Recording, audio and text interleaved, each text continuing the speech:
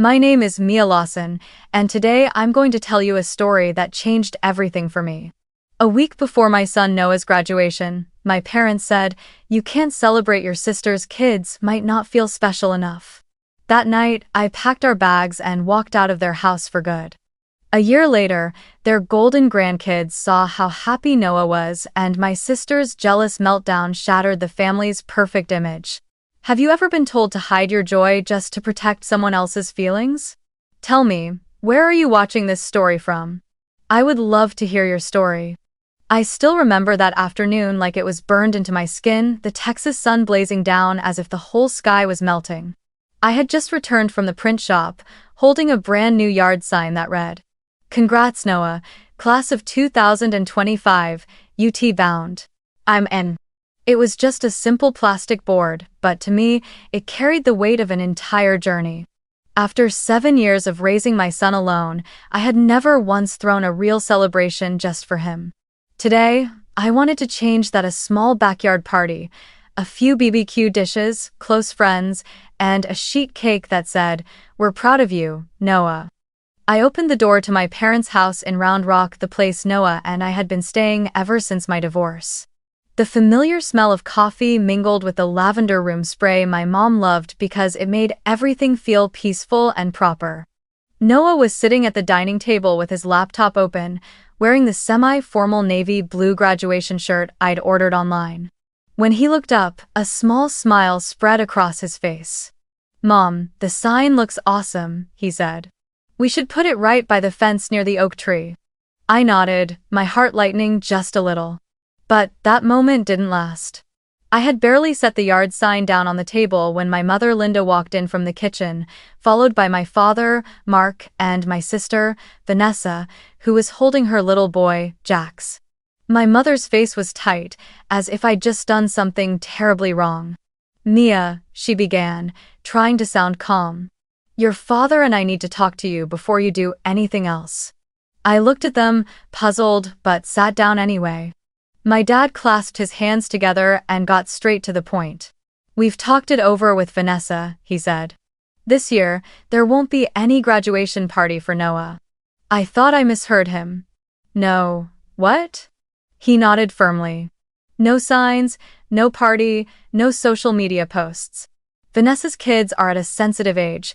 They'd feel hurt if Noah gets a big celebration." I went completely still. For a few seconds, all I could hear was the ticking clock and the faint sound of cars passing outside. Then I managed to ask, my voice hoarse, "You're serious? My son worked 4 years without getting a single B, earned a scholarship to UT, and you're worried 2 kids ages 9 and 12 will feel less special." Vanessa stepped in, her voice soft, almost rehearsed. "Mia, don't take it the wrong way. No one's denying how smart Noah is, but some things need balance. My boys just lost their spots on the sports team, and they're feeling down. If the whole family starts seeing Noah's pictures everywhere, I'm afraid it'll hurt them more." I turned to my mother. She didn't say a word. She just set her coffee cup down gently, her eyes avoiding mine. My mind exploded. All I could think about were the countless nights Noah stayed up late studying programming, the weekends he turned down invitations just to finish his science projects. I remembered the day he got his scholarship letter, how he hugged me, tears running down his face, and whispered, "Mom, I did it." And now, because of someone else's feelings, my son wasn't allowed to celebrate his own achievement? I tried to keep my voice steady. "We're not talking about a big party," I said slowly. "Just a small open house. A few friends, some cake, a banner, that's all. Is that really too much to ask?" My mother replied faster than I expected. "No, Mia. It'll cause division. You know how sensitive Vanessa can be." Vanessa folded her arms and tilted her head slightly, as if she were lecturing a child. "Noah's achievements speak for themselves. He doesn't need to show off. The more humble you are, the more people respect you." That line was gasoline on fire. I let out a quiet laugh, though my voice trembled. "Interesting. You're talking about humility, yet your daughter just had her birthday at the Marriott with a live band and a 3-tier cake." Vanessa shrugged. "That's different. That was a birthday, not some event to flaunt accomplishments. I turned toward Noah. He was still sitting there, hands folded tightly, staring down at the table in silence. I saw his lips pressed together, trying hard not to cry. My heart cracked. In that moment, I realized if I stayed silent, Noah would grow up like me, always shrinking himself, always giving up the right to feel special. So I stood up, picked up the yard sign, and said quietly, "All right, I understand. No party, no banner, and no staying here either." The room froze. Vanessa raised an eyebrow. "What do you mean by that?" I looked straight at my mother.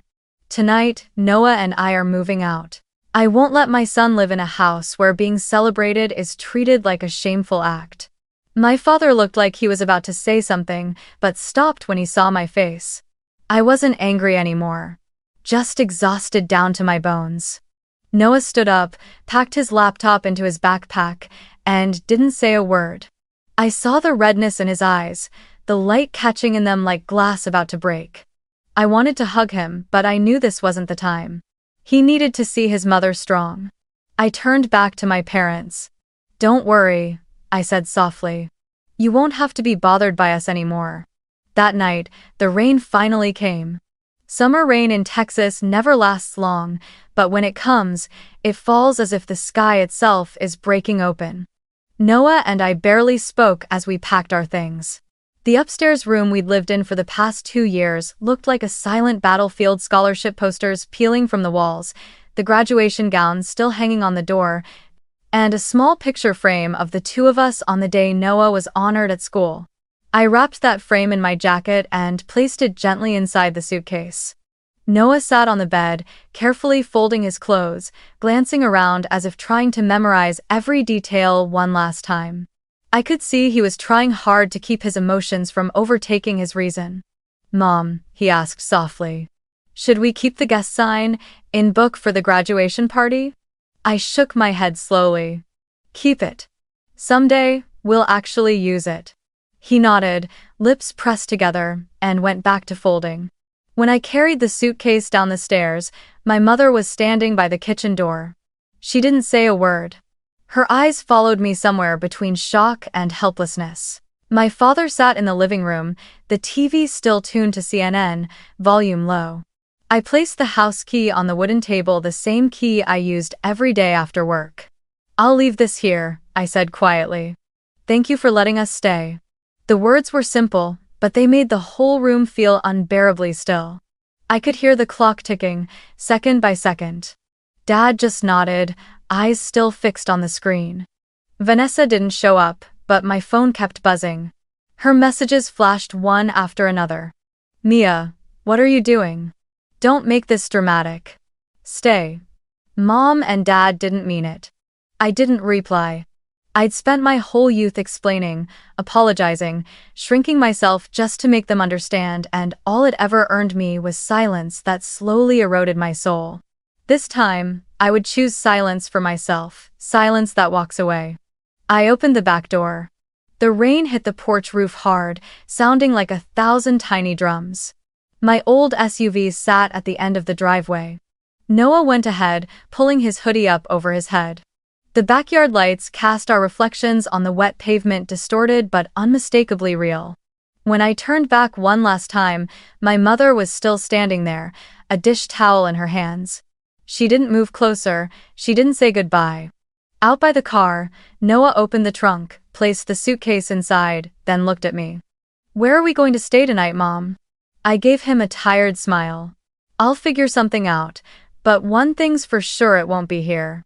Then, in my mind, I saw the kind face of Mrs. Wilson, our elderly neighbor 2 houses down. She'd once told me that if I ever needed a temporary place to stay, I could ask her. Her late husband had built a small studio attached to their garage that no one used anymore. I checked my watch. It was almost 10 p.m. I quickly typed a message. "Mrs. Wilson, I'm so sorry to text this late. Noah and I need a place to stay tonight. I'll pay rent, of course." 10 minutes later, Mrs. Wilson called back. Her voice was gentle and warm, like a cup of tea on a tired evening. You don't need to pay anything, Mia, she said softly. The key's in the mailbox. The studio's clean, there's a bed and a small kitchen. Don't worry, dear. I couldn't hold back my tears. All I managed to say was, thank you. Mrs. Wilson's studio sat just beyond a white picket fence barely 100 meters from my parents' house, yet it felt like a different world entirely. When I opened the door, the air smelled of old wood and fresh paint, a strangely comforting mix. Inside, there was a single bed, a folding table, and a small fridge. Noah set the suitcase in the corner and looked around. It's small, he said, but it already feels warmer than that house ever did. I smiled. Even though my hands were trembling, I had no idea what tomorrow would bring. I took out my laptop to deal with a few urgent things, separating my phone line from the family plan under my father's name, contacting the auto insurance company to register an independent policy, updating our mailing address with USPS. Each task felt like cutting one more thread that had bound me for years. My bank balance was low enough to make my stomach tighten, but strangely, my heart was calm. Beside me, Noah was typing something on his phone. What are you doing, honey? I asked. He looked up. I'm texting Coach Ramirez. I want to see if I can help in the summer lab. If they pay, I can help with rent. I turned to him, placed a hand on his shoulder. No, Noah, your only job right now is to be happy. I'll handle the money. A little while later, there was a knock on the door. It was Mrs. Wilson, wrapped in a raincoat, holding a cardboard box and a small ring of keys. I brought a few things for you too, she said, some cups, towels, and a bit of food, and here this is for the garage and the side gate. I started to protest, but she waved her hand. Don't say no, everyone needs to be reminded, at least once in their life, that they're not alone. I nodded, swallowing the lump in my throat. Thank you, truly. When she left, I closed the door and turned on the little desk lamp. Noah had already fallen asleep on the chair, his hoodie pulled over his head. I sat there for a long time, just watching him, listening as the rain softened outside until only the steady rhythm of drops on the tin roof remained. My mind drifted to tomorrow, to the paperwork waiting, to the small savings that would soon be spent on our first real apartment. But in the middle of all that uncertainty, something inside me burned bright and steady, a silent vow, firm as the storm that had just passed. No one, not family, not friends, not anyone would ever again make my son feel less special.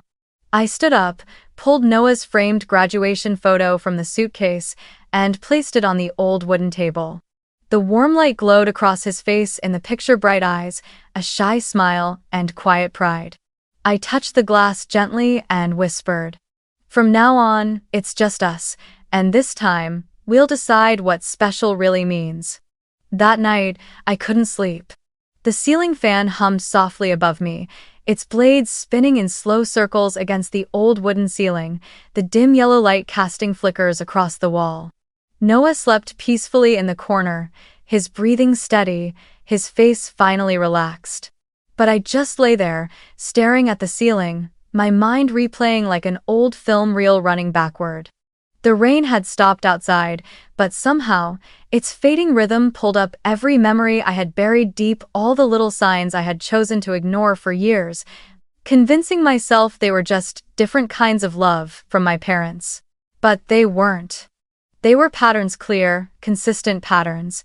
Vanessa was allowed to shine, and I was expected to support. I remembered my 10th birthday. We celebrated in the backyard, balloons everywhere, and a cat-shaped cake I had spent a month designing in my sketchbook. I loved cats back then.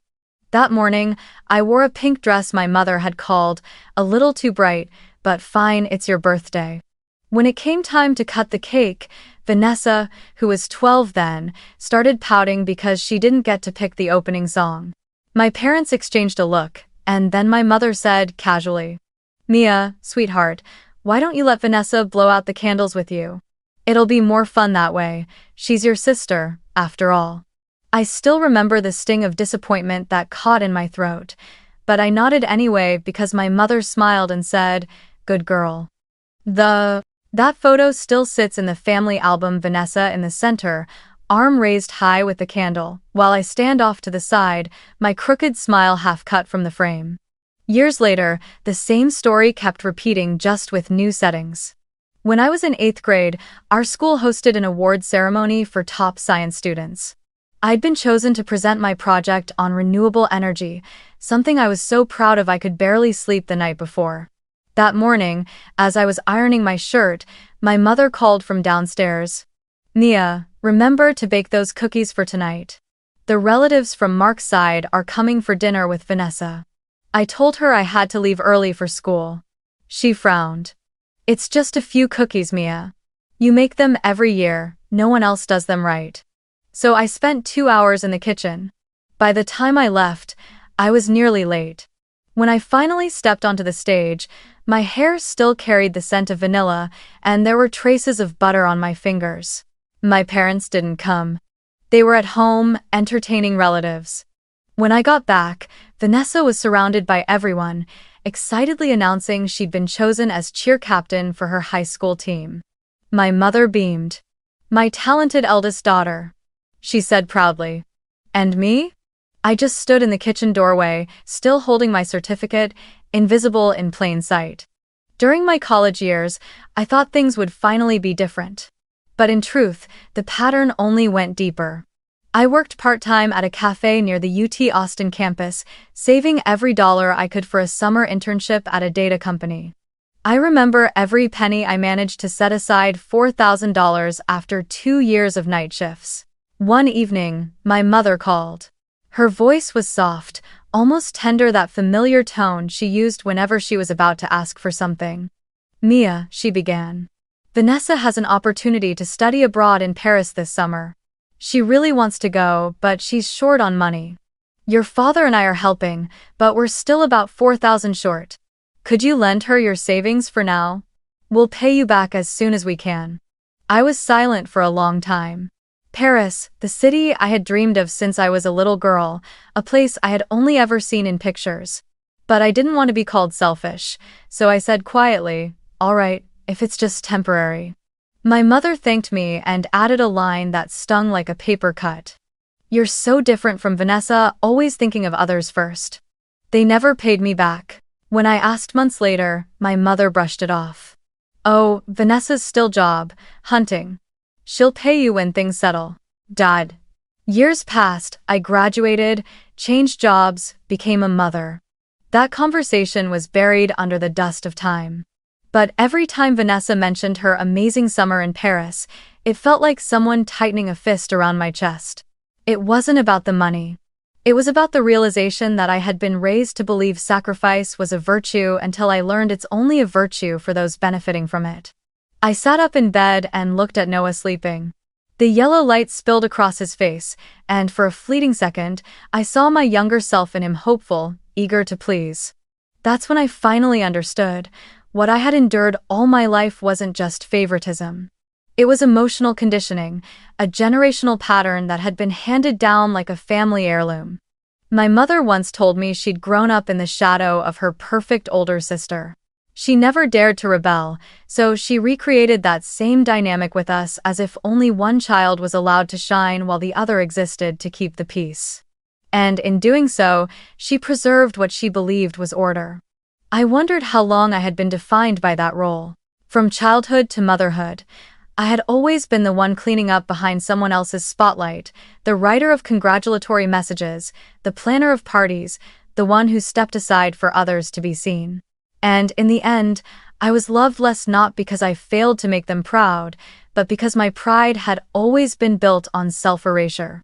Outside, the night hummed with the faint chorus of crickets, blending with the distant sound of cars on the highway. I quietly got up, opened the closet, and pulled out a small notebook I'd carried with me since college, the same one where I used to record every dollar I saved, every dream I had put on hold. Between its worn pages, I found a line I'd written when I was 20. "One day, I'll live for myself, not for anyone else's feelings." I let out a soft laugh. Maybe today was finally that day. I closed the notebook, turned off the light, and lay down beside Noah, my hand resting gently on his hair. In that still moment, I could almost hear my younger self speaking from somewhere far away. I've always been the one standing in the shadows so others could shine. But this time, I'll step into the light not for praise, but so my son will know that his light belongs to him, and no one has the right to dim it. The next morning, sunlight streamed through the small studio window, scattering patches of gold across the ceiling. The faint smell of fresh paint mingled with the aroma of coffee brewing in the little machine Mrs. Wilson had lent me. I sat at the old wooden table, opened my laptop, and began making a list of everything I needed to do, feeling both terrified and free at the same time. After years of living under my parents' roof, I had never truly started from zero before. And yet, for the first time, it all felt like it belonged to me. Noah stirred awake, his hair messy, a blanket draped over his shoulders.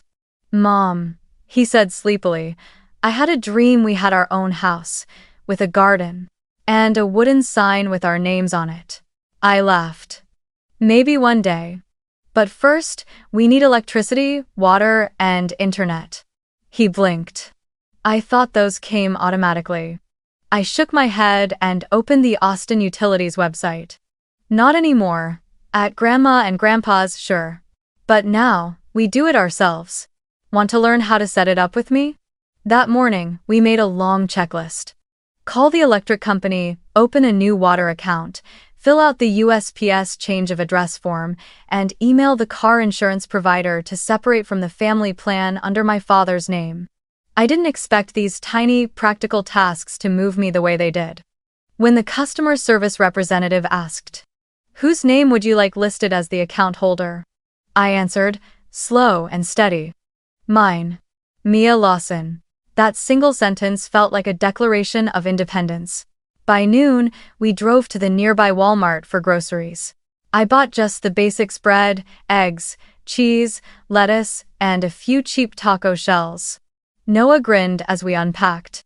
"If this little studio starts smelling like tacos, it's officially home." I laughed. "Home isn't about size, sweetheart. It's the place where no one makes you shrink yourself." We sat on the floor, sharing warm tacos from their plastic box, the sunlight spilling across the tiles. Noah started telling me stories about school, his voice lighter than it had been in months. And for the first time in a long time, I heard my son laugh freely, without hesitation. That afternoon, I stopped by the DMV to update the address on my driver's license. The waiting room was packed, the air thick with the smell of coffee and sweat, flickering under pale fluorescent lights. A middle-aged black woman sitting next to me glanced over and asked, "Moving somewhere new?" I nodded. "Yeah, starting over." She smiled knowingly. "Me too. Sometimes leaving is the only way to remember who you are." Her words stayed with me for the rest of the afternoon, echoing quietly in my chest. That evening, as I opened my laptop to work on a freelance project, Noah's phone rang. I heard his soft, polite voice. "Yes, sir, I'd love to. Thank you so much, I'll do my best." When he hung up, his eyes were glowing. "Coach Ramirez just called," he said, breathless. "The school's STEM program is looking for students to help teach kids at the church summer camp. I'll be showing them how to build and program small robots. If I do well, he'll write me a recommendation for my freshman scholarship." I couldn't speak for a moment. My throat tightened. "You see?" I finally whispered. "Everything's starting again." Noah nodded, his smile blooming like sunlight. Later that night, I received a series of emails confirmations for electricity, water, and internet service. The phrase "service activated" appeared on my screen at the same time as another notification. Auto policy successfully separated. I stared at the screen and smiled to myself. Relief washed over me, slow and steady, like I had just cut the last invisible thread that had kept me tied down for years. Mrs. Wilson stopped by again, bringing a blanket and a few small potted plants. "Looks like you two are settling in," she said warmly. "Thank you," I said, and she placed a gentle hand on my shoulder. "When your heart feels light," she said, "your home will always feel warm. Don't be afraid to begin again." I nodded, and for the first time, I truly believed her. A few days later, Noah began teaching the kids at the church program. When I came to pick him up after his first session, I heard laughter echoing from the lab, bright, unguarded laughter.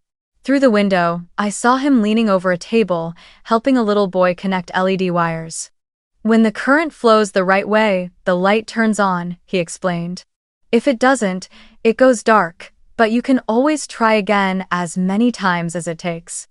I stood at the doorway, listening to that sentence, and I felt tears sting my eyes. Because in that moment, it wasn't just a lesson in circuits, it was the story of our lives. On the drive home, Noah rolled down the window, letting the warm Texas wind toss his hair. "Mom," he said, grinning. "Today felt really good. Like I finally did something that mattered." I reached over, squeezed his hand, and said, "You've always mattered, sweetheart. They just never chose to see it before." He smiled, his eyes shining in the golden Texas sunset, a soft, steady light, not dazzling but enduring. That night, I inflated the air mattress, spread clean sheets over it, and lay down listening to the sound of crickets outside the window. I thought about all the small things I'd done over the past few days, setting up the Wi-Fi, paying bills, signing my own name on a lease. None of it was grand, but each tiny act was a step forward on a path I had never dared to walk before. The quiet, unglamorous, utterly sacred path of freedom. When Noah turned off the light, I looked at him one last time before sleep. He rolled onto his side and whispered, "Mom, I think this is the first time I've ever seen you really happy." I smiled softly. "Maybe it is, because for the first time, I'm living my own way." Then I pulled the blanket over us and listened to his heartbeat blending with the rhythm of the rain outside. Sleep came to me warm and light, like a promise. From now on, no one would ever make us feel small in our own lives again. For 3 days after moving into the studio, I thought the storm had passed. But as my mother used to say when I was little, family storms never truly end. They just quiet down long enough to gather power for the next strike. And this time, the lightning didn't come through shouting, it came through text messages. That morning, after finishing my shift at the logistics company, I was waiting for Noah outside his class when my phone started buzzing nonstop. The screen lit up with a group chat, Family Lawson and Reed. The name alone felt ironic. The first message was from Vanessa. "So embarrassing. You just left in the middle of the night without thinking about how Mom and Dad would feel." Then came my mother's message. "Mia, you've hurt us deeply. We were only trying to keep peace in the family." Ah. And finally my father, who almost never texted, added, "Your attitude is ungrateful.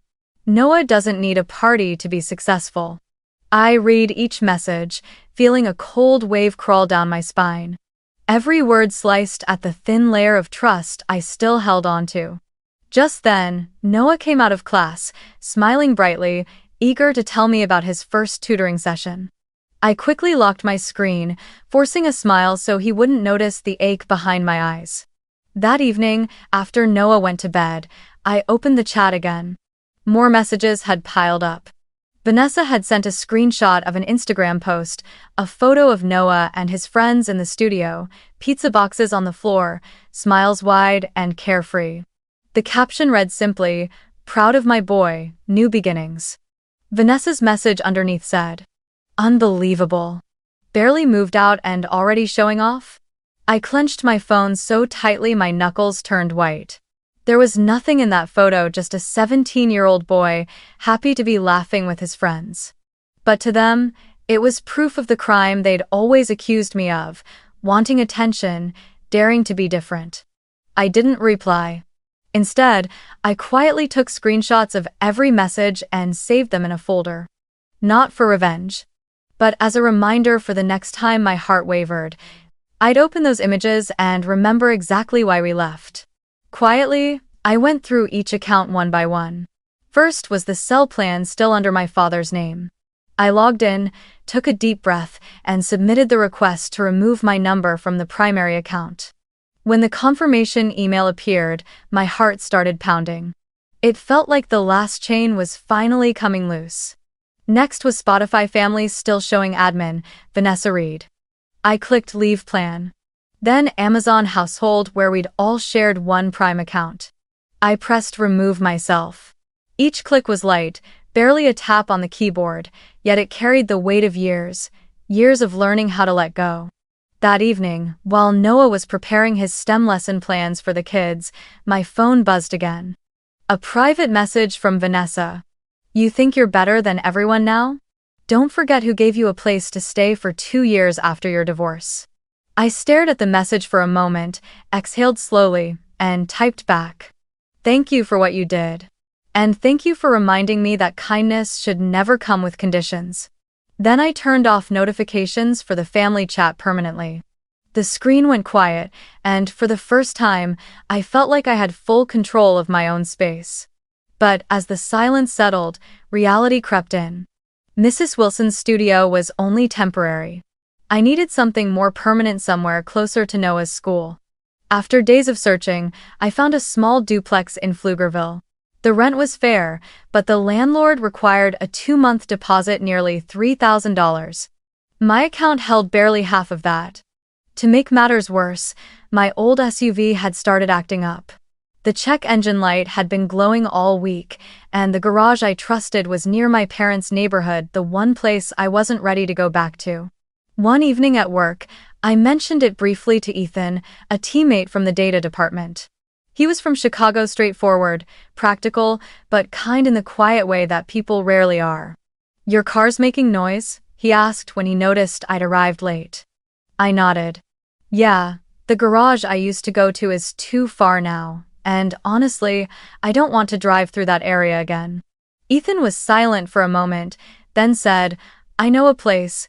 My buddy's the lead mechanic at Riverside Auto. They're honest, won't overcharge you. I'll give him a call.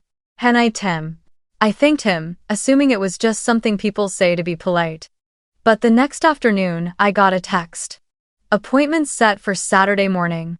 Tell them Ethan sent you, they'll waive the inspection fee. I stared at the message, my chest tightening with emotion. In a world where my family used help as a tool for control, a simple act of kindness like that felt almost sacred. That Saturday, I drove to the shop. The mechanic, a man named Carlos, about my father's age, greeted me with a warm smile. Ethan told me to treat your car like family, he said. Your spark plugs are worn, and the engine's misfiring. I'll take care of it, don't worry, I'll give you the fair rate. When I left the garage, the SUV purred softly, running smoother than it had in years. The feeling wasn't just about a repaired engine. It was the quiet realization that, slowly but surely, my life was starting to run smoothly again, too. That night, I sat in front of my laptop, scrolling through every message in the family group chat. I didn't delete them. Instead, I created a folder and named it Boundaries. It felt like carefully sorting through shards of the past, not to hold on to resentment, but to have proof that I had survived. Noah walked out of his room holding a small robot in his hands. Mom, he said, I think I want to post a tutorial video for the kids. Coach Ramirez said if I share how I built this, it might help other students too. I looked up at him and smiled. Go ahead, honey. You have every right to share what makes you proud. As he set up his camera, I watched his shadow move under the lamplight, and something inside me twisted, equal parts pride and ache. Because I knew, somewhere out there, Vanessa would eventually see this video and call it showing off. But this time, I wasn't afraid. If being happy, if daring to shine, was considered a sin in my family, then I was willing to sin forever. I closed my laptop, opened my small budgeting notebook, and wrote the first line on a fresh page. Freedom has a price, but this time, I'll pay it with myself, no bargaining. A month passed since the day I turned off the family chat notifications. Life was slowly finding its rhythm again. It wasn't stable yet, but every morning when I woke up, my chest felt a little lighter. Noah still went to the church every Tuesday and Thursday afternoon to mentor the kids in the STEM group. After work, I'd pick him up and watch through the classroom window, seeing him laugh and talk animatedly among the students, his face glowing with purpose. It was a smile I hadn't seen in almost a year, the kind that comes from knowing you finally belong somewhere. One Thursday afternoon, as I was leaving the office, my phone rang. It was Noah, his voice trembling with excitement. "Mom, I got it. The City STEM Foundation just awarded me a partial scholarship. Coach Ramirez told me, and he also asked if I'd like to be a robotics teaching assistant for the summer high school program." I pulled my car over, heart pounding. Tears blurred my vision, but I couldn't stop smiling. "Are you serious?" "It's true. They'll even pay me hourly, Mom. I can help with the rent." I laughed through my tears, not because of the money, but because, for the first time in years, life felt fair. That evening, I bought 2 ice creams, and Noah and I sat on the front steps of the studio, watching the sunset turn the sky gold. He spoke with the kind of excitement only teenagers have, pure, unfiltered joy. "Coach Ramirez told me," he said, "you don't just work hard for grades, you believe that knowledge can change people." "How long?" I looked at him, the fading sunlight glinting in his eyes. "He's right," I said softly. "You're doing what most adults forget: sharing instead of proving." A week later, Noah posted his first video, a simple tutorial on building a basic circuit using recycled materials. He recorded it on his old phone, but his calm voice and clear explanations drew people in. Within days, comments flooded in. "This kid explains better than my teacher. I wish my son had someone like him to learn from." The church's page reposted it. Then the school's parent group shared it. Soon, a few large TikTok accounts picked it up. In just 3 days, the video hit over 150,000 views. Noah looked at the analytics, his eyes sparkling. "I didn't think people would be this excited to learn coding, Mom." I reached out, ruffling his hair. "You're not just teaching code, sweetheart. You're teaching confidence, something it took me a lifetime to learn again." We had no idea that somewhere out there, 2 young eyes were watching Noah's video, Vanessa's children, Ava and Jax. One evening, while I was reviewing some reports, Noah looked up from his phone and said, "Mom, Ava just followed me on Instagram, and Jax too." I looked up. "Those 2? He nodded. "Yeah, probably secretly. My account's public." I was quiet for a moment. The feeling that rose in me was complicated, a mix of surprise and quiet sadness. After all, they were still my niece and nephew, Noah's cousins. "Let it be," I said finally. "Don't block them, don't respond, just let things happen naturally." A few days later, Noah received a private message from Ava. "Hi, Noah, I'm sorry if I ever said mean things before. I saw your programming video, it's really cool. I want to learn that too, but my mom said I don't need to. Can you teach me?" Noah read the message, then handed me his phone, his expression uncertain. I read every word, and my heart grew heavy. I understood Ava, a 12-year-old girl caught between a curiosity to learn and a mother who wanted to control what she felt. "What do you want to do?" I asked. He hesitated. "I want to help her, but I don't want her mom to get mad." I nodded, thinking for a moment. "Then do it in a public space at the church group. If everyone can join, no one can accuse you of anything." Noah agreed. The next week, Ava showed up quietly at the STEM class. Noah knelt beside her, showing how to code a small robot to follow a drawn path using sensors. Ava laughed, her face lighting up so brightly that I had to turn away for a moment, afraid I might cry. She looked up at him and whispered, "I thought you'd be sad, because Grandma and Grandpa don't talk to you anymore. But you look really happy." Noah smiled gently. "That's because I have Mom. And all the kids here." That night, I checked Instagram and saw Ava's comment under Noah's video. "My big brother is the best teacher in the world." It disappeared a few hours later. No doubt Vanessa had seen it. But that didn't matter. What mattered was that the first seed had sprouted, the seed of truth. The golden grandchildren were beginning to see who was truly happy, and it wasn't the ones posing under party lights, but the ones who learned to treat others kindly. In the days that followed, life began to shift again. One morning, my manager called me into his office. I assumed it was another routine check-in, but when he placed an envelope on the table, I froze.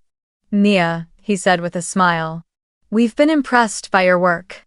Starting next month, you'll be promoted to senior data analyst. The pay will increase accordingly." For a few seconds, I couldn't speak. After years of working quietly, being overlooked on projects because I was a single mother, I was finally being seen. When I walked out to the parking lot, I wanted to cry. Not because of the money, though it was enough for the deposit on a new apartment, but because for the first time, I felt valued. Like Noah, I was learning to believe again that I deserved good things. That night, Noah and I sat on the floor, laptop open, scrolling through listings. When we found a small duplex in Pflugerville with a lavender-lined porch, Noah's eyes lit up. "Mom, the upstairs unit has an extra room, we could rent it out." I laughed. "You're already reading contracts, huh?" I submitted the application, and 2 days later, the landlord called. "I like your profile, Mia," she said. "You and your son seem like responsible people." When I signed the lease, my hands trembled slightly. It wasn't just a rental agreement. It was the first official document of our new life. The moment freedom finally had an address. That weekend afternoon, as we carried a few boxes into the new duplex, our next-door neighbor, a gray-haired woman in her late 50s, walked over with a warm smile. She held a tray of muffins and said, "Welcome to the neighborhood. It's quiet here, and lots of the local kids are into robotics. Your boy's going to fit right in." I thanked her and took a bite. The sweet, nutty flavor spread across my tongue, and for a fleeting moment, my mind flashed back to the old house, the stiff dinners, the lectures about humility and sacrifice. Then I looked over at Noah, who was reassembling a bookshelf, laughing when a box of LED strips spilled across the floor. And in that moment, I understood something simple and profound. Every ounce of pain we had endured was just a down payment on today, the day we finally started living. That evening, I opened the upstairs window. The breeze carried the soft scent of lavender from the porch. Noah was on the sofa, replaying his latest video. I sat beside him and said quietly, "You know, sometimes life doesn't need us to take revenge. It finds its own way to balance things out." Noah smiled and nodded. "Like, we pay in sadness, and life gives us happiness in return?" I smiled back at him, the teenage boy who once sat silent at family dinners now standing tall in his own light. "Exactly," I said. "And I think this is just the beginning." Peace lasted for about 2 months until the next wave came. And this time, it didn't arrive as angry messages or accusations. It came disguised as kindness. One Friday afternoon, I had just finished a virtual meeting at work when my phone rang. It was my mother. I hesitated before answering. Her voice was soft as always, every word carefully chosen, the kind of tone meant to make me lower my guard.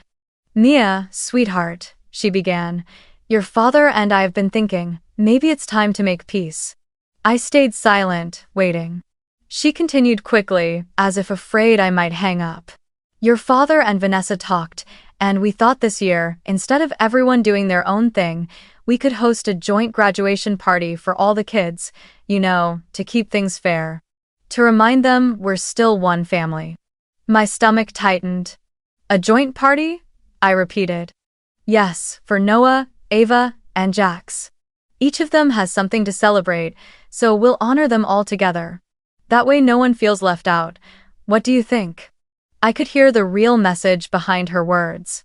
In my family, fairness had always meant everyone must shrink until the favorite feels comfortable again. So I asked carefully, "Who's organizing this party?" "Vanessa and your father will take care of everything. You just have to show up. We'll do it at the old house, the backyard's still big enough. Just bring Noah." Her tone was gentle, but I could hear the choreography beneath it, another attempt to fold my son's success into a collective celebration, to blur his light until it no longer stood out. I exhaled slowly. "Mom," I said, keeping my voice calm. "Noah doesn't need a joint party. I'm going to host something separate, a small gratitude picnic, just to thank the people who've truly supported him." There was silence on the other end. Then she gave a faint, patronizing laugh. You're making things complicated again. Why separate yourself? People will think our family's divided. I took a breath and replied, steady and clear. Mom, our family has been divided for a long time. I just stopped pretending not to notice. Then I thanked her for calling and hung up before she had the chance to answer. That night, I told Noah about the phone call. He stayed quiet for a long time before asking softly, Mom, if they don't come to my picnic, will you be sad? I shook my head. No. The only people who deserve to be there are the ones who truly respect you. Noah smiled faintly. Then I want that picnic to really be ours. The next morning, I started planning. I went to the Pflugerville city office to apply for a permit to host a small gathering at Lake Pflugerville Park. The young clerk behind the counter smiled as she helped me fill out the form. Community event? She asked. How many people are you expecting? About 50, I replied. And the name of the event? I paused, then wrote carefully on the line. Gratitude Picnic, Celebrating Growth and Community. Afterward, I called Coach Ramirez. Coach, Noah wants to invite the STEM group and the church kids to a picnic. He wants to thank everyone who's helped him. On the other end of the line, his voice was warm and proud. I'll take care of the BBQ, he said. The kids can bring their mini robots for a demo. We'll all be there, Mia. When I told Noah, his face lit up. Then I'll print a big yard sign so everyone passing by can see it. We sat side by side at the laptop, choosing a banner design. Bright orange letters appeared on the screen. Noah Lawson. Class of 2025, Gratitude and Growth. O-line. Underneath, I added a smaller line. We rise by lifting others. The following week was a blur of activity.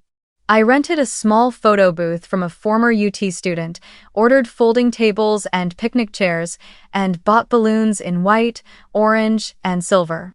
When Ethan heard about it, he immediately volunteered to take photos. I'm great at candid shots, he said with a grin.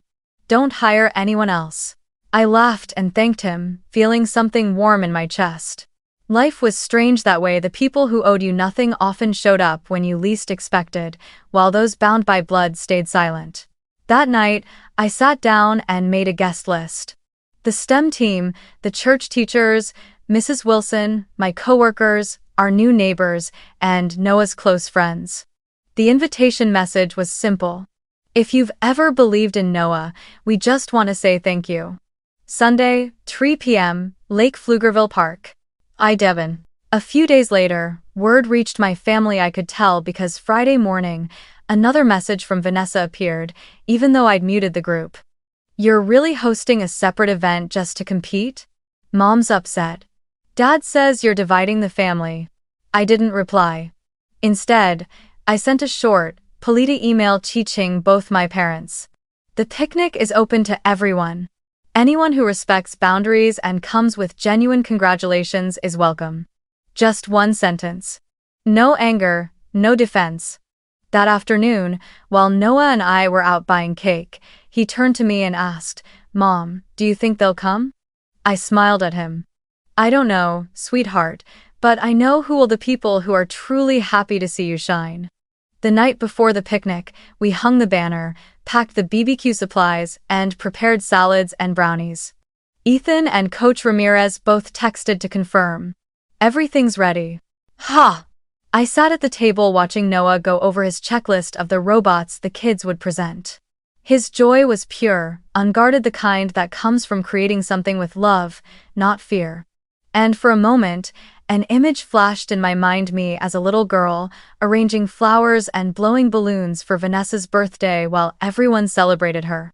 Now, the balloons, the banners, and the laughter were still there, only this time, they belonged to us. Before going to bed, I stepped out onto the back porch and looked up at the quiet Texas sky. Across the lake, I could see the faint lights glowing from the second-floor window of the old house, the place where I once lived, once believed I had to stay small to be loved. Now, I smiled softly, without bitterness. I understood something I never had before. Some people only know how to love by controlling because they've never learned what it means to love freely. But I had learned. And tomorrow, I would teach them that lesson not with words, but with peace. Sunday came, and the Texas sky looked freshly painted. The sun was warm but gentle, and the breeze drifting off Lake Pflugerville carried the scent of cut grass and barbecue smoke. Noah and I arrived early with the church kids and STEM team to set up. We spread red and white checkered tablecloths over the picnic tables, pitched small tents for shade, and arranged chairs around the cornhole games. Coach Ramirez showed up with a cooler full of burgers, hot dogs, and grilled corn. Mrs. Wilson brought her famous chana masala, which had everyone raving after the first bite. Country music played softly from a Bluetooth speaker, Luke Combs' voice weaving through laughter and the sound of children running. Noah, wearing an orange t-shirt with the STEM team logo, dashed between groups of kids, showing them how to steer the little robots along chalk-drawn tracks on the pavement. Each time one of the robots finished a lap, the kids cheered like they'd won a championship. I stood watching from a few feet away, my heart slowing with a kind of calm I hadn't felt in years, as if every hard season we'd endured had been traded in for this golden afternoon. Everything went more smoothly than I could have hoped. Neighbors, co-workers, church members, everyone came, each bringing a dish to share for the potluck. Ethan moved through the crowd with his camera, catching candid moments, Noah kneeling to help a little girl attach a battery pack, or standing beside the bright orange banner that read, "Noah Lawson, Gratitude Growth." I had planned to give a thank you speech later, but I realized I didn't need to. Gratitude was already everywhere in the helping hands, the easy smiles, the warmth that filled the air without expectation. But peace, I've learned, always has a limit. Around 3 p.m., as the sun began to dip, I heard the sharp click of high heels on concrete. I turned and my heart sank. Vanessa was walking toward us, with my parents just behind her. She wore a navy dress, sunglasses covering half her face, one hand holding Ava's and the other Jax's. All three adults looked wildly out of place, like they'd stepped out of a formal luncheon and accidentally wandered into someone else's joy. The crowd fell quiet for a moment. A few people nodded politely, unsure how to react. I stood up, forcing my tone to stay calm. "Hi, everyone. There's space over there if you'd like to sit." Vanessa gave a thin smile. "Oh, we're just stopping by for a bit. Heard there was some kind of ceremony happening, so we thought we'd see what all the fuss was about." The way she emphasized ceremony made it sound like a mockery. My mother glanced around, visibly uneasy when her eyes landed on the large banner with Noah's name stretched across the park. "Mia," she said quietly, "don't you think that sign is a little much? Is it really necessary?" I was about to respond when Noah appeared, sweat on his forehead but a bright smile on his face. "Hi, Aunt Vanessa, Grandma, Grandpa, you came?" he said, his voice pure and kind, untouched by resentment. Ava and Jax looked up at their cousin and, forgetting their mother's presence for a moment, ran forward. "Can we try the robots, Noah?" Ava asked, eyes wide. "Of course," Noah said, crouching to hand them the controllers. Within seconds, the park filled with laughter again. Ava squealed when her robot completed the course first, and Noah clapped for her, grinning. "Great job! You adjusted the angle perfectly," he said. And just like that, for one small, fragile moment, joy drowned out everything else. The scene should have been pure joy. But I saw Vanessa standing perfectly still, her face tight, her expression flickering between jealousy and disbelief. She watched her children laughing with Noah, and the sight seemed to shake something deep inside her. My mother placed a hand gently on her shoulder as if to calm her, but Vanessa brushed it off and suddenly strode toward the banner, her voice slicing through the warm afternoon air. "This is ridiculous," she snapped. "What is this? Some kind of performance so Noah can steal the spotlight from my kids?" The park fell silent. The children froze mid-laughter, the music stopped in the background, and for a moment, even the wind seemed to pause. I felt my chest tighten, not from anger, but from the dull, familiar ache of déjà vu. Before I could say anything, my mother stepped in, her voice trembling. Vanessa, please, not so loud. Mia, just turn off the music and take down the banner. You're making everyone uncomfortable. I turned to her, keeping my voice steady. Mom, that banner isn't hurting anyone. It's just a thank you message. But you're making your sister feel excluded, she pressed. No, Mom. I said softly, meeting her eyes. She's not hurt because of the banner. She's hurt because Noah is happy and she doesn't know how to handle that. Vanessa's eyes flashed. She took another step forward and jabbed a finger toward Noah. That boy has been spoiled long enough. Everyone's always praising him while my kids work just as hard, but no one says a thing. Did you know Ava cried because all anyone talks about is Noah? Ava stopped in her tracks, looking up at her mother in confusion. I saw Noah take a small step back, unsure of what to do, his face caught between shock and empathy. The air grew thick, so heavy it felt like no one dared breathe. I knew that if I responded, the moment would explode into a full-blown scene. So instead, I gave Noah a quiet nod. He understood immediately. He walked up to the microphone that the church group had set up earlier, took a breath, and said clearly, "Can I say something?" Everyone turned toward him. His voice was calm, steady in a way that didn't belong to a 17-year-old boy. I just want to thank everyone for being here, he began. Some people might think this is a celebration of my achievements, but it's not. It's a thank you to the people who helped me not give up. All in. The crowd went still again, this time not out of tension, but because they were listening. A year ago, Noah continued. I thought there was nothing special about me. I just kept studying, hoping someone would notice. But then I realized, being special isn't about who praises you. It's about continuing to try even when no one's watching. I want to thank everyone who saw me when I felt invisible, especially my mom, who taught me that happiness doesn't need permission. And, the first clap came from Mrs. Wilson, then another, then another. Within seconds, the park filled with applause. A few people wiped their eyes. Coach Ramirez and Ethan exchanged proud smiles. Even Ava clapped shyly at first, then more confidently, her eyes bright. But Vanessa couldn't take it. She grabbed the microphone from Noah, her voice trembling with anger. Do you all see now? Everyone favors him, she cried. His little robot videos are shared all over the internet, and when my daughter wins a music contest, no one cares. Tell me, is that fair? Her words hung in the air like smoke, bitter and choking, while the boy she was shouting at stood silently, his hands still open, holding nothing but grace. Before I could respond, a voice rose from behind the crowd. I think fairness means recognizing every child's effort, not comparing them. Everyone turned. It was Mr. Davis, Noah's high school principal, walking toward us with a brown envelope in his hand. I exhaled, my heart leaping with disbelief and relief. I hadn't expected him to actually come. Apologies for being late, he said with a warm smile, then turned to Noah. I came to deliver this in person. Congratulations, Noah Lawson. You've just been awarded the Austin City Education Foundation's Honor Scholarship, along with an invitation to intern this summer at the UT Robotics Lab.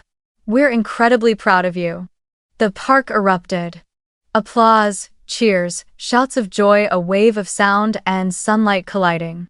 Noah stood frozen for a moment, then bowed slightly, murmuring a thank you.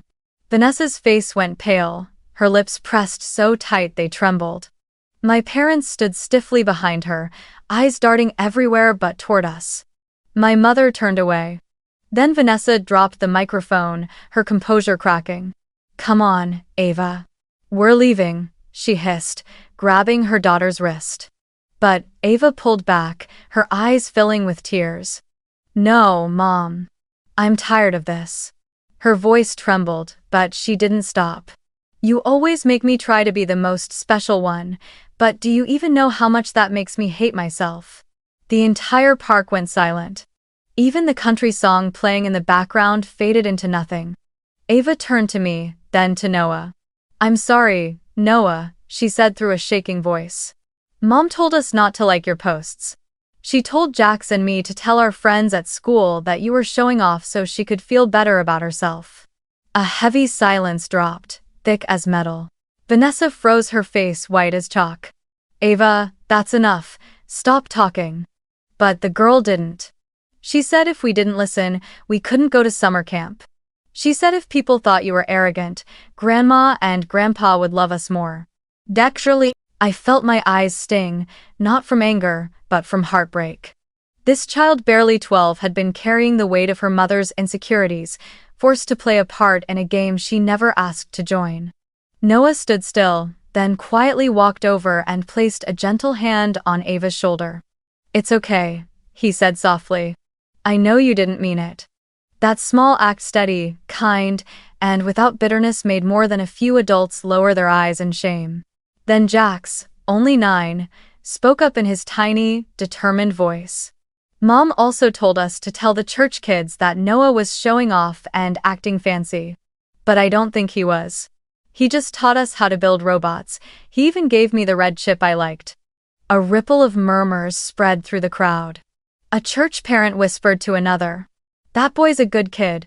I've seen him share his stuff with my son before." Vanessa stood frozen in place, her jaw trembling. My mother stepped forward, trying to take her arm, but Ava pulled away, shaking her head. "I don't want to go home," she said firmly. "I want to feel happy like today. I want to be proud of Noah without having to ask for permission." Those words, so raw, so honest, split the silence wide open. My father looked down, his voice breaking for the first time in years. "Linda, maybe we were wrong." I let out a quiet breath I hadn't realized I was holding. The entire park seemed to hold its breath with me. I walked forward slowly, my voice steady but soft. "Ava, Jax, thank you. The truth never shows up in the wrong place." Then I turned to Vanessa. I wasn't angry anymore, only calm, resolute. "You've always wanted your kids to feel special," I said. "But you never realized that being truly special isn't about shining brighter than everyone else, it's about being able to feel joy when someone else is loved." End of quote. Vanessa opened her mouth to argue, but my mother quickly stepped in, her voice trembling. "Enough, Mia. Don't turn this into a spectacle. It's just kids' business." I looked at her and, for the first time in my life, I wasn't afraid. "No, Mom. It's not kids' business anymore." My voice was calm, almost too calm for what came next. "Do you even realize that a year ago, you and Dad used my name to co-sign a HELOC on this house without my permission?" The air shattered. My father's face went pale. "What did you just say?" he stammered. I reached into my tote bag and pulled out a brown envelope, my hands steady. "These are the credit reports and email logs I printed out. It's a home equity line of credit, about $180,000, opened last year under my digital signature, linked to the old family account. When I separated my finances in Part 5, I found it. I didn't say anything back then, because I wanted to be sure. But now the bank has confirmed the authorization was invalid." Gasps rippled through the crowd. Vanessa stuttered, her voice cracking. That must be some kind of technical error." I looked her straight in the eyes. "It's not. I've already worked with an attorney. The HELOC has been cancelled. And I want to make it clear right here, in front of everyone, that the balloon payment on the previous loan comes due next month. If you don't handle it, the property will be foreclosed. But I won't be paying for it this time." My father collapsed into a lawn chair, his head in his hands. My mother pressed a trembling hand to her chest. Vanessa's complexion drained to the color of ash. A parent nearby whispered, "What's a HELOC?" I answered evenly, "A loan taken against a home's equity." They used my name as a cosigner without consent. Then I continued, slowly but clearly. "I won't press criminal charges. I just want my name removed from everything, and I want assurance that Noah's will never be used for anyone's financial schemes. From now on, if you need money, you live on what you earn." No one spoke. Only the wind and the faint hum of the kids' tiny robots circling on the concrete. Vanessa sat with her head bowed, hands shaking. Then Ava's voice, soft, trembling but firm, cut through the silence. "Mom, You did that to get Grandpa and Grandma to pay for my summer camp, didn't you? Vanessa shot up. Ava don't. But it was too late. Ava looked around, tears filling her eyes. You said if we had a new loan, you could tell them it was an investment in my future and they'd send more money. You also said, if Noah threw his own party, everyone would forget me. So you made us spread bad things about him so people would feel sorry for me instead. The words hit like a hammer. A few church parents exchanged looks. One shook their head in disbelief. A small child from the STEM group whispered, "Why would grown-ups do that?" No one answered. Vanessa slumped into a chair, burying her face in her hands. My mother's voice quivered. "Oh, Vanessa." And me, I just stood there, not angry, not vindicated, just light. Like a storm had finally emptied itself, leaving the sky clear at last. I looked toward Noah. He stood among the group of children, quiet and composed, eyes deep and steady like someone far older than 17. I stepped forward and spoke loudly enough for everyone to hear. I didn't bring this up to humiliate anyone. I brought it up to end it. For years, my family confused special with superior and love with possession. From this moment on, I'm drawing the line. The park had gone completely silent. I turned to the group of parents and said softly, "I'm sorry that our picnic turned out this way, but maybe, sometimes the truth needs to be heard, even if it breaks the party apart." Ethan stepped forward, placed a hand gently on my shoulder, and murmured, "Mia, you didn't ruin anything, you just taught them a lesson they'll never forget." A cool breeze swept through the park, rustling the small flag pinned to the banner table. Ava wiped her tears and looked up at Noah. "I'm sorry for saying those things about you," she whispered. Noah smiled. "It's okay. Now that you know how to program robots, you can learn to reprogram your heart too." The kids around them laughed soft, innocent laughter that somehow healed the air. As people began packing up, I looked around the park one last time. My parents sat quietly at the corner table, not speaking. Vanessa kept her head down, avoiding everyone's eyes. And me, I felt a strange peace, deep and steady. Justice doesn't always happen in a courtroom. Sometimes it happens in a park, between burgers, robots, and children brave enough to tell the truth. Before leaving, I turned back to the banner. The words gratitude and growth still fluttered against the sunlight, a little faded, but unshaken in the wind. I whispered to myself, so who's really special? The child who tells the truth and the adults who are brave enough to listen. 00. Then I took Noah's hand, and we walked out of the park, leaving an old chapter behind, stepping quietly into a new one where light could finally shine without being dimmed by anyone else. The next day, word about the picnic spread through the church and the neighborhood. No one meant to gossip, but in small towns like Pflugerville, news travels faster than wind. People didn't talk about a family argument. They talked about the boy named Noah who kept smiling when insulted, and the little girl Ava who found the courage to tell the truth. At the office, one of my coworkers looked at me in awe. "I saw a short clip someone posted on Facebook, Mia," she said. "Your son's amazing. The way he stood up for that girl, not many adults could do that." I just smiled, saying nothing. But deep inside, I knew the storm from last night had swept away every last illusion, leaving only a truth too raw, too undeniable to ignore. That afternoon, when I pulled up to our duplex, there was an unfamiliar car parked out front. My parents, Mark and Linda, stood under the shade of the tree, arms wrapped around each other.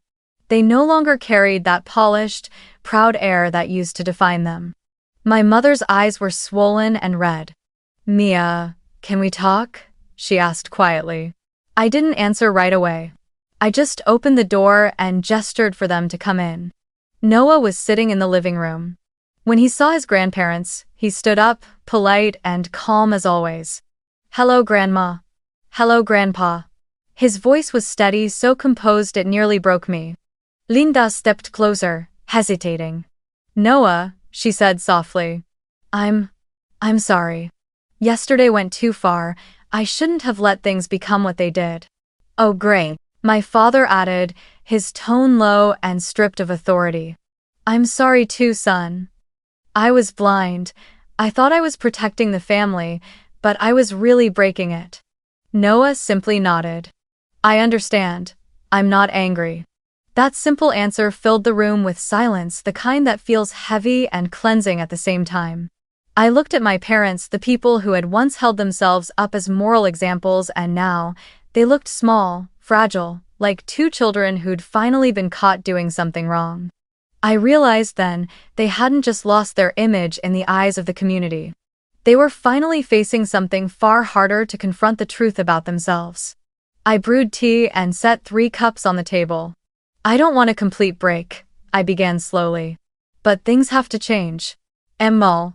They both looked at me, worry flickering in their eyes. From now on, I continued, there will be 3 boundaries, clear and non-negotiable. I lifted a finger, counting each one. 1. No comparing children. Every child has their own worth. Anyone who repeats that mistake will no longer be allowed near my son. My father nodded silently. My mother kept her eyes down. 2. No using my or Noah's name for any financial purpose, no loans, co-signing, guarantees, or promises. Our names are not tools for fixing anyone's financial mess. I looked directly at them, my voice steady, not raised, but unyielding. 3. Any future meetings will take place in neutral spaces, no drama, no emotional traps. If anyone crosses that line, I'll leave immediately. No explanations. Linda lifted a trembling hand to her mouth, as if to protest, but then she just nodded, tears falling silently. I understand, she whispered. My father exhaled a long, weary breath. You're right, he said quietly. Maybe this is the only way to save what's left of this family. I didn't say more, I simply nodded. Inside me, the pain felt soft now, not sharp like before, but gentle, like something finally ending and freeing me at once. The doorbell broke the heavy silence. When I opened it, Ava and Jack stood there, each holding a small plastic box of cupcakes. Sorry for coming unannounced, Ava said softly. Mom drove us here, she's waiting in the car. Ulger. I looked out. Vanessa was standing by her car at the curb, her head lowered, hands in her pockets. I turned back to the kids. Come in, I said. They stepped inside and placed the boxes on the table. Jack shuffled his feet. We made these for Noah. Can we stay and play robots with him for a bit? I glanced at Noah. He smiled warmly. Of course, but only during the open sessions at the church, okay? Ava nodded quickly. Yes, we understand. My heart softened. No lectures were needed, only the simple, honest wish. Children wanting to be together, not out of duty, but out of joy. I stepped back outside to where Vanessa stood, still a few paces away. She avoided my eyes. Thank you for letting them in, she said hoarsely. I know I crossed a line. I'm looking for a family therapist in Austin. I need to relearn how to be a mother. I looked at her, without anger, without triumph. Good, I said quietly. Not so anyone else can forgive you, but so you can forgive yourself. She pressed her lips together and nodded. I gestured toward the door. They can stay a little while. But take them home early, and remember, don't make them choose sides. She nodded again. I understand. When I came back inside, Noah was showing Ava how to make the little robot follow a black track, while Jax laughed as his own robot spun in circles. Laughter filled the house, light as air.